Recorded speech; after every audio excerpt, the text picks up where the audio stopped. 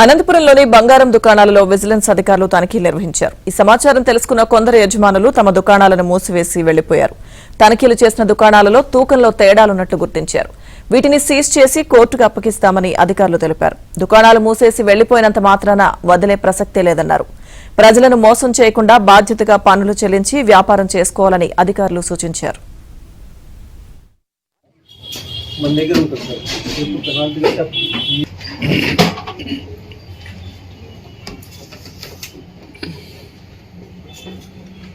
ఇలియాస్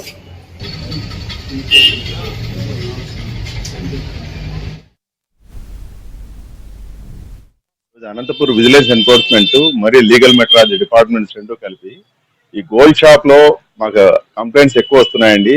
ఈ వేయింగ్ లో గానీ ప్రైజ్ లో గానీ తేడాలు ఉన్నాయని ఈ రోజు ఇప్పటికి 2 షాపులు చెక్ చేశాము. ఈ షాప్ వచ్చి సయ్యద్ జ్యువెలరీ. దీంట్లో వేయింగ్ లో చాలా తేడాలు వచ్చాయండి. అంటే 10 గ్రామ్స్ నుంచి అప్ టు 500 గ్రామ్స్ వరకు తీసుకుంటే ఎవ్రీ 10 గ్రామ్స్ 20 గ్రామ్స్ 30 గ్రామ్స్ కు 5 to 10 మిల్లీగ్రామ్స్ వేరియేషన్ వస్తా ఉంది. అది లీగల్ మెట్రాలజీ వాళ్ళు సీజ్ చేశారు. దాన్ని తర్వాత కోర్టులో ప్రొడ్యూస్ చేసిన తర్వాత దానిపైన చట్టరీత్యా చర్యలు తీసుకుంటారు. తర్వాత స్టాక్ వెరిఫికేషన్ జరుగుతూ ఉంది. ఇప్పుడు 2 షాపులు చేసామంటే ఇంకా టౌన్ లో కొన్ని షాప్ చేస్తున్నాము. అంతా అయిన తర్వాత చివరిగా ఏం అవుట్కమ్ ఏమనేది మీకు తర్వాత చెప్పగలుగుతాం. ఎన్ని రోజులు పోతారండి, తర్వాత అయినా ఓపెన్ చేయాలగా. ఒక రోజు అయితే క్లోజ్ చేసుకుంటారు, రోజు చేయలేరుగా.